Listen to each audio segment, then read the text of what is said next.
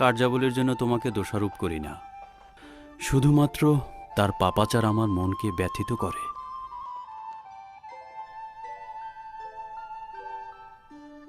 আপনার চোখে দেখা ও আমার অনুমান করা কখনোই এক নয়। হ্যাঁ, আজ তোমার পিতা ডিওক্লেটিয়ানুস আমাকে হুমকি দিয়েছে। সে বলেছে যে তার চক্ষুশূল হবে তাকে সে উপড়ে ফেলবে। হ্যাঁ, সে এটা করতে পারে। যেহেতু সে হুমকি দিয়েছে, সে এটা করেই ছাড়বে।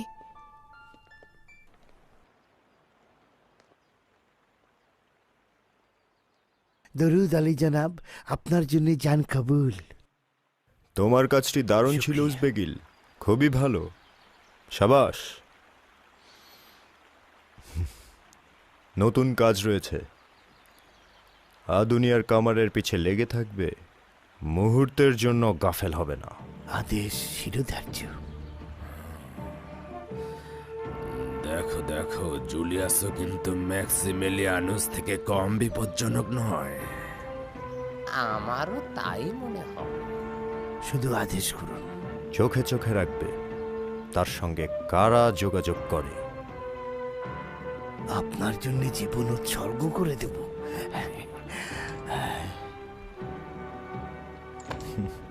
নাও।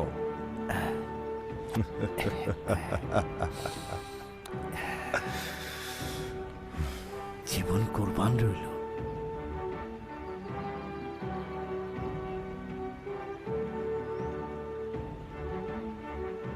চলো যাই। এইরূপ হলে তিনি তার আপনজনকেও ক্ষমা করেননি। তুমি নাকি তার সাক্ষী ছিলে। মূলত তোমার আম্মাজানের ঘটনার দিকে ইঙ্গিত করছিল। সে সঠিক বলেছে। আমি আমি দেখেছিলাম আম্মাজানের সাথে এটা ঘটেছিল।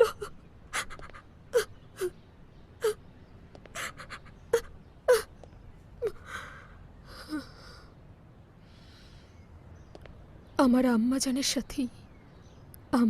সাথেই সেই নৃশংস ঘটনাটি ঘটানো হয়েছিল। আমার মা ছিল দামেস্কের অধিবাসী।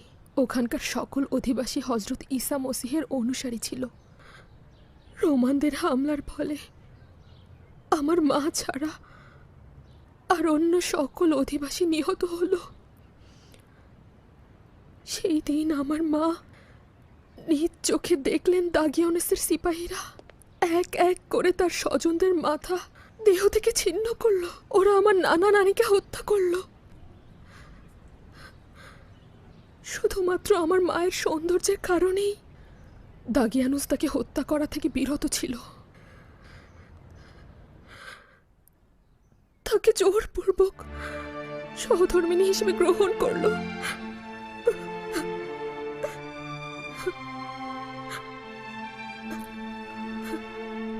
জানি হেলেন, এই ঘটনা আমি পূর্বেও শুনেছিলাম। আপনারা শুধু শুনেছেন, আর আমি নিজ চোখে যেটা দেখেছি সেটা কি করে ভুলে যাব? আমি সেটা কি করে ভুলে যাব বলুন?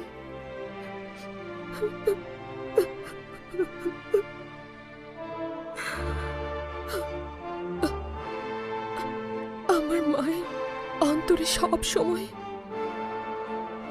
সময় রক্তক্ষরণ হতো।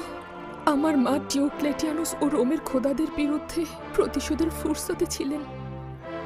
এই ফুরসত তার জন্য অত্যন্ত কঠিন ছিল, কেননা তাকে নজরবন্দিতে রাখা হতো।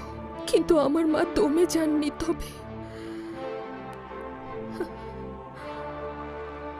তবে একদিন খবর পেলাম যে কে বা কারা যেন রোমান খোদাদের ভাস্কর্য ভেঙে ফেলেছে। মূর্তি ভাঙচুরকারীদের বিরুদ্ধে দাগিয়ানুস কঠিন শাস্তি ঘোষণা করল। কঠিন শাস্তি।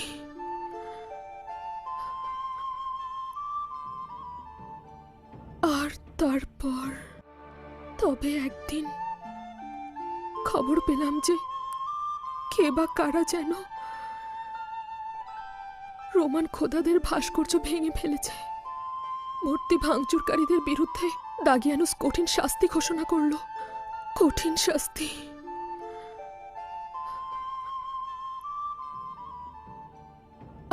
তারপর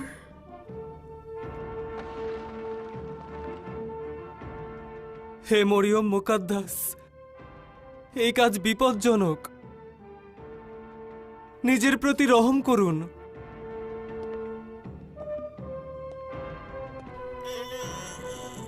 হে বানু আমার, আপনি যদি গ্রেফতার হন আপনাকে টুকরো টুকরো করে ফেলবে। এই কাজটি করবেন না। দাঁড়িয়ে না থেকে আমাকে সাহায্য করো।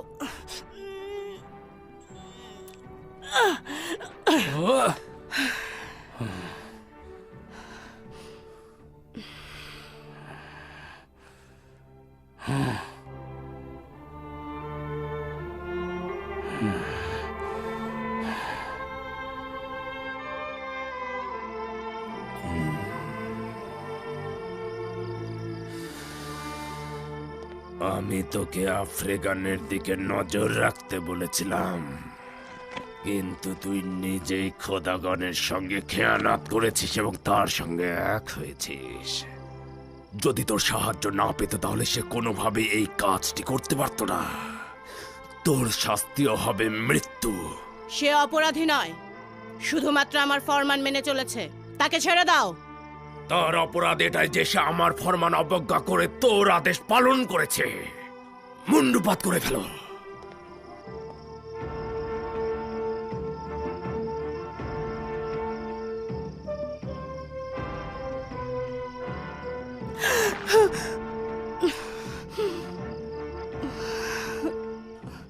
ও খেয়ানতের পরিণাম ভোগ করেছে, এবার তোর পালা। তুই খোদাগণের আগুনে জ্বলে পড়ে মরবি। আমাকে মৃত্যুর ভয় দেখিও না। যেদিন আমার চোখের সামনে পাথরের মূর্তিগুলোর কাছে আমার সব আত্মীয় স্বজনকে কুরবানি করেছিলে, আমার পিতামাতার গর্দান ছেদ করেছিলে, সেদিনই সিদ্ধান্ত নিয়েছিলাম এর প্রতিশোধ আমি নিজে নেব। তোকে একটা ফুরসাদ দিতে চাইছি। বল, অপুলুনকে সাক্ষী রেখে ঈসার খোদার দিন থেকে মুক্তি পেতে চাস কিনা? আমি এক অদ্বিতীয় খোদা ছাড়া আর কারো ইবাদত করি না, আর তাকে ছাড়া আর কোনো খোদাকে চিনিও না। এখনো সুযোগ রয়েছে। রোমের খোদাদেরকে সেজদা এবং তাদের জন্য কোরবানি করবি কিনা? লানত রোমের সকল খোদার উপর, লানত পাথরের মূর্তি আর সব সেরেক পূজারীদের উপর, লানত রোমের সব জুলুমবাজ সম্রাটদের উপর। না, হে খোদা, আমার এই কোরবানি কবুল করুন। আম্মাজান, আম্মাজান, আমার আম্মাজানকে ছেড়ে দাও। কন্যা আমার হেলেন, এই শক্তিশালী অপুলুন খোদা, এই শাস্তি তাদের জন্য যারা আপনার প্রতি খেয়ানত করে। হে মহান খোদা, হে বান্দাকে কবুল করুন, হে লজ্জিত বান্দাকে কবুল করুন। হে ইলাহি, আমার কন্যাকে তোমার নিকট অর্পণ করলাম, তার প্রতি লক্ষ্য রেখো। পরওয়ারদিগার, ভাস্কর্যগুলো কেন ভেঙেছি? তোমার জন্য। আম্মাজান, তিনি আমার চোখের সামনে আগুনে পড়ে মরলেন আর আমি কিছুই করতে পারলাম না। হে পরওয়ারদিগার, তার আত্মাকে মরিয়াম মুকাদ্দাসের সঙ্গে মোলাকাত করিয়ে দাও। তিনি বীর রমণী ছিলেন। আমি এখন আপনাকে নিয়ে ভীষণ চিন্তিত। একদিন না একদিন উনি তো আপনার সম্পর্কে অবশ্যই জানতে পারবে। আমি একটা ভয়ঙ্কর স্বপ্ন দেখেছিলাম। জানি না খোদা তাআলা আমার ভাগ্যে কি লিখে রেখেছেন। আমি আপনাকে নিয়ে ভীষণ ভয় পাচ্ছি। তুমি অযথা দুশ্চিন্তা করো না। চিন্তা করো না, যা কিছুই ঘটুক না কেন আমরা একসঙ্গে মোকাবেলা করব। গতরাতে স্বপ্নে দেখেছি দাগিয়ানুস আপনাকে হত্যা করেছে, কিন্তু আপনি জীবিত হয়ে উঠেছেন।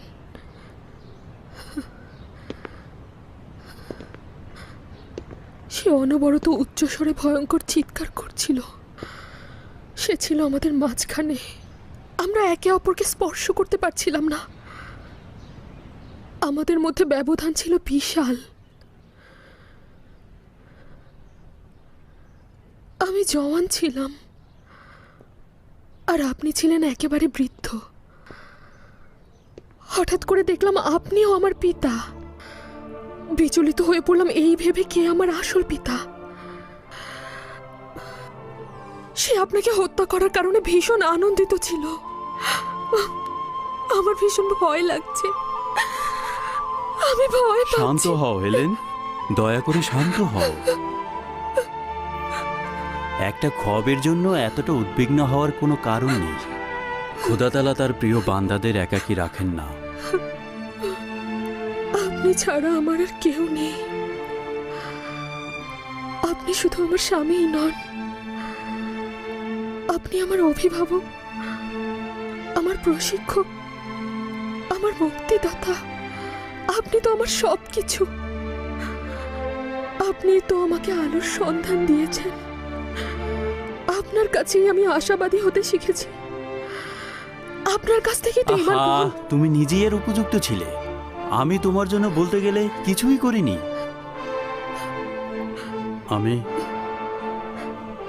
আমি তোমার জন্য গর্বিত।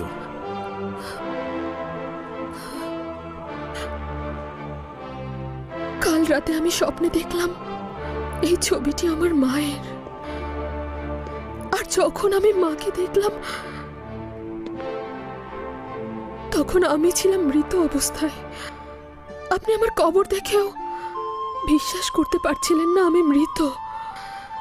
ছবিগুলো ক্রমান্বয়ে স্থান বদল করছিল। এখন তো আমি এই ছবিগুলো দেখেও ভয় পাচ্ছি। এত চিন্তা করছো কেন? ছবি তো ছবি, এতে চিন্তার কি আছে? হ্যাঁ, আমার ছবিটা সরিয়ে দিন।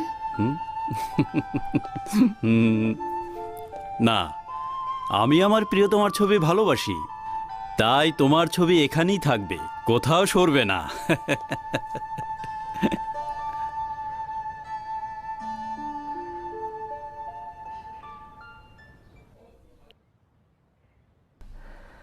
আমরা সংখ্যা খুবই নগণ্য, তবে আমাদের উচিত এই স্বল্প শক্তিকেই কাজে লাগানো এবং দিনের পথে আমাদের আরও অধিক প্রশিক্ষণ নেয়া।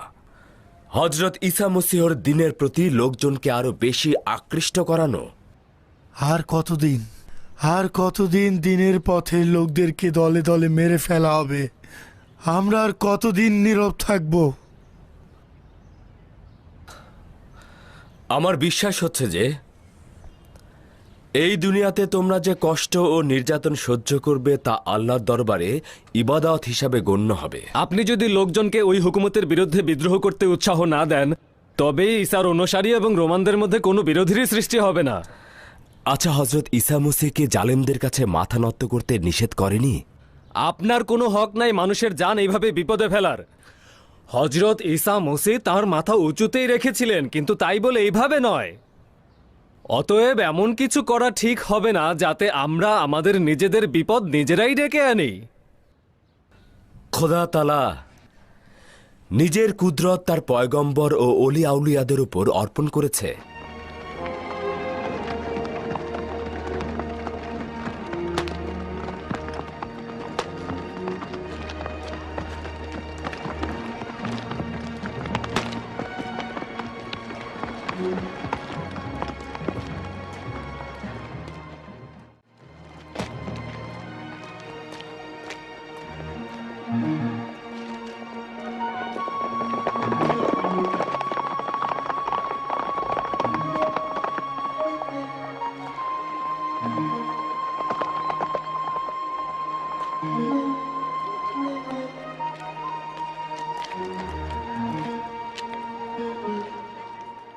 নিঃসন্দেহে এটা বলা যায় যে অত্যাচারীদের কুদরত শয়তানের কুদরত, ইলাহির কুদরত নয়। আচ্ছা, হজরত ইব্রাহিম ও নমরুদ, হজরত মুসা ও ফেরাউন, অথবা হজরত ঈসা ও হিরুদের কুদরত কি এক? সালাম খোদার আউলিয়া। সালাম, খোশ আমদেদ গালুজ। খোদা আপনার সহায় হন। আমাদের নেতা ম্যাক্সিমেলিয়ানুস কি করছেন? তিনি তো আমাকে এখানে পাঠিয়েছেন, বলেছেন আপনার অবস্থানের কথা ফাঁস হয়ে গেছে, যত দ্রুত সম্ভব আপনার এখান থেকে চলে যাওয়া উচিত। তার মানে বিপদ তো একেবারে কাছাকাছি। জনাব ম্যাক্সিমেলিয়ানুস অযথা হুঁশিয়ারি করেননি। জলদি করুন, সময় অপচয় করা ঠিক হবে না।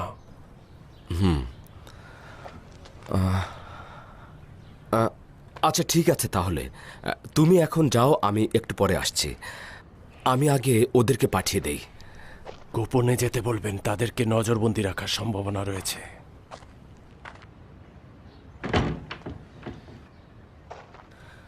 ভাইরা আমার, এই মাত্র খবর এসেছে এই জায়গাটি আর মোটেও নিরাপদ নয়। আমাদের সবাইকে অতি সত্বর নীরবে এই জায়গাটি ছেড়ে চলে যেতে হবে। 3 দিন পরে শহরের বাইরের কবরস্থানের পাশে আমরা সবাই মিলিত হব। এখন আপনারা যান।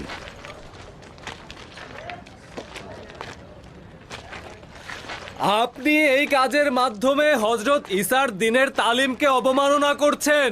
জনগণকে যেরকম শিক্ষা দিচ্ছেন, তেমনি তাদেরকে বিপদের মুখেও নিক্ষেপ করছেন। খোদা আপনাদের সবাইকে হেদায়েত দান করুক। যদি ওরা এই জায়গাটাও চিনে ফেলে আর সবাইকে গণহারে কতল করা শুরু করে, তাহলে তার দায়ভার কে নেবে? খোদা তাআলার উপর ভরসা রাখুন, আশা ছেড়ে দেবেন না। খোদা যা চাইবে তাই তো ঘটবে। জনাব, যদি প্রয়োজন হয় আমি আপনার পাহাড়ে এখানে নিয়োজিত থাকব। চলে যাও, একদম চিন্তা করো না। আমি এখন এই এলাকা ত্যাগ করব। খোদা হাফেজ। খোদা হাফেজ।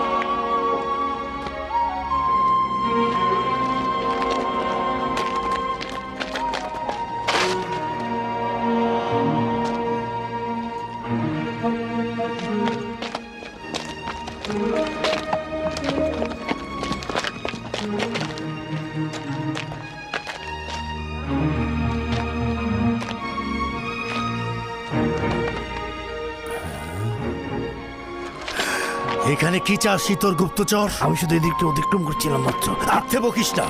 আর একবার যদি এখানটায় দেখি তাহলে জান নিয়ে ফিরতে পারবি না। যা যা।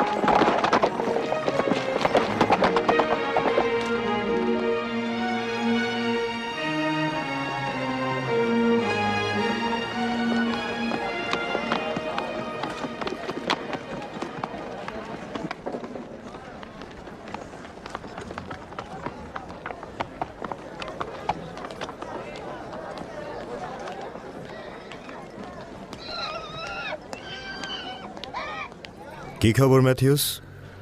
আলী জনাব জুলিয়াস, ইহুদি উজবেগিল কিছু খবর এনেছে। তুই এখানে কি করছিস? তোকে না বলেছি আদুনিয়ার পিছু নিবি? হ্যাঁ বলেছিলেন, কিন্তু একজন ব্যক্তি তাকে টমটম গাড়িতে করে পালিয়ে যেতে সাহায্য করেছে। আসলে আমি পায়ে হেঁটে তাদের অনুসরণ করতে পারিনি। পায়ে হেঁটে কেন? আসলে আলী জনাব, ঘোড়ার দরকার ছিল না। ভাবতেও পারিনি তাকে পালিয়ে যেতে সাহায্য করা হবে। রাজদরবারের ভিতরের খবর কিভাবে বাইরে ফাঁস হয়ে যাচ্ছে?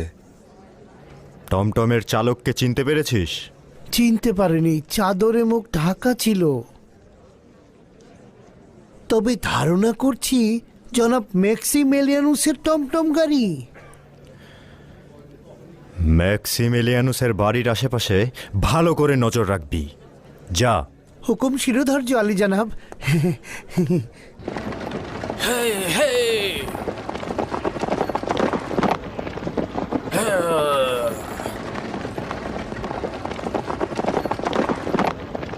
সূর্যাস্তের পূর্বেই শহরে ফিরতে পারবো, চিন্তা করবেন না, এখনো অনেক সময় রয়েছে।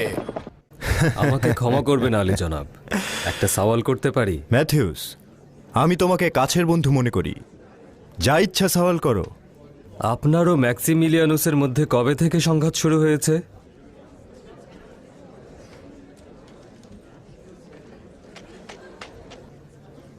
তোমাকে বিশ্বাস করি তাই বলছি। আমি বছরের পর বছর হেলেনের প্রতি আকৃষ্ট ছিলাম, আর সেটা ডিওক্লেটিয়ানুসও জানত। কিন্তু তিনি ম্যাক্সিমিলিয়ানুসকে দেখার পর তার কন্যাকে তারই সঙ্গে বিবাহ দিয়ে দেয়।